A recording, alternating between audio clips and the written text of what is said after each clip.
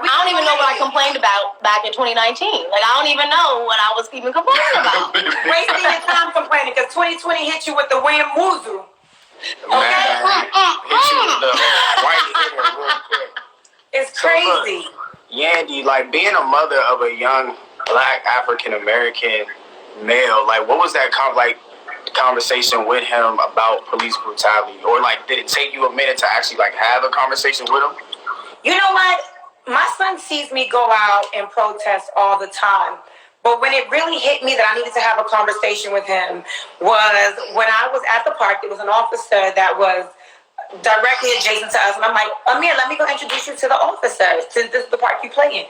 And he's like, no, mommy, no. I don't want to meet the officer. And I'm like, why? He said, I don't want to meet the officer because I don't know if he's going to beat me up. And I'm like, beat you up? Why would the officer beat you up? And he said, Mom, I mean, that's what they do. And this is when he was 7. And I'm like, Amir, every single officer out there does not want to beat you up. And he said, but that's all I see. And that's when I knew I really needed to have a conversation with him. Because I remember growing up, we would want to hold the policeman's hat, and they were like heroes in our community. But now my son was so fearful to get out that car and speak to a police officer. So that's when I had to make it my duty. Like, no, we're going to get out the car and we're going to go talk to him because I can't have this. And also, when I went to the officer and I said, this is my son. I live at the house on the corner. If there's ever an issue that you need to speak to him, see him, you come to me. Talk to me first. My house is right here. This is my phone number. This is my son, Amir. Because I want to make sure that they understand I'm his mother. Let me discipline my child, and then we can go from there. And I think it's important for moms and dads to just have, if that's a police officer that's policing your community, try to have some type of rapport, and especially with your children. Yeah, like that's a sad story to hear, like a sad conversation to even think about, you know. So I'm glad you were able to have that conversation because then the times you're in, it's tough. It's tough. And another thing too, Yandy, if you could describe to us, what was your experience with the police in your situation? We're going to get into, you were arrested by the police for protesting. So how were they acting with you when you were being detained?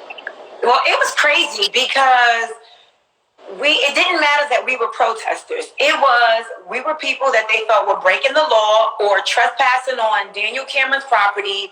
So we were treated as if they were treating anybody else. They put my little handcuffs tight. Then we were in the vans. I mean, they didn't throw us in the vans or anything like that. They let us walk in the vans. But when we got there, we were chained to gates. The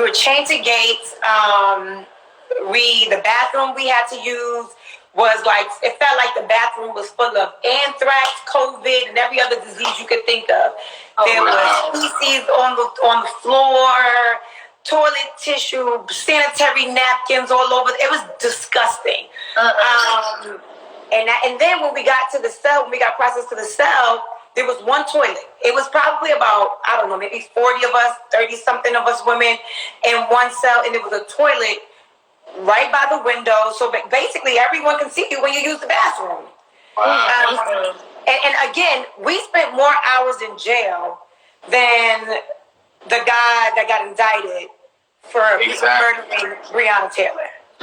Any of the men that should have been indicted. But we spent more hours in jail for the one that got indicted for hitting the walls. That's just crazy to even think about that. This is America. And then you also got pepper spray one time when you protested. So I mean, just being a part of the cause, being arrested, just knowing we're trying to get justice for Breonna Taylor still to this day. You know what I'm saying? So how does it feel that you're out there front line just doing this for a cause? When I got pepper sprayed, that was because there was no heat, hot water, and hot food in the prison in Brooklyn. They were holding prisoners in below frigid temperatures. It was below zero that whole weekend.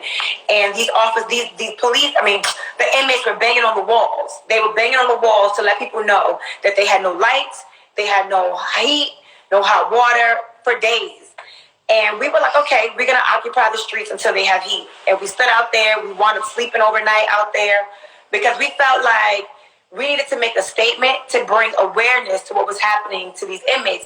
Granted, some of them committed crime, some of them were there because they were awaiting trial, but nobody in that facility was on death row. So therefore, at basic bare minimum, their civil rights should have been respected, and you cannot leave prisoners in inhumane situations where they can die because of a lack of heat or lack of food. So what happened with that situation was there was a mother that saw her son. Her son was screaming out, and he's like, "Mom, I see you." He was like naked, and it was freezing cold. He had no shirt on, and she was like, "That's my baby." She ran inside when she saw her son, as any mother would do. And I went in there to kind of like grab her and say, "Hold on one second, let's think this through." But when I ran in to grab her, all the media came behind me, and we were like sandwiched in between the cops and the media. And then the cops just started spraying all of us with pepper spray.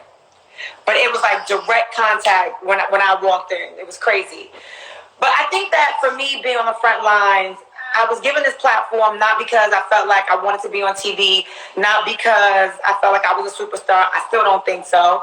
But I do feel like I was given this platform to amplify the voices of marginalized communities. So if that's what I'm here for, that's what I'm going to do. And that's what I've been trying to do through this platform. And not only you've been trying, you've been doing it. So kudos to you for that. I appreciate you. There's so much more work to be done. It doesn't seem like this work is going to be over anytime soon. And you know,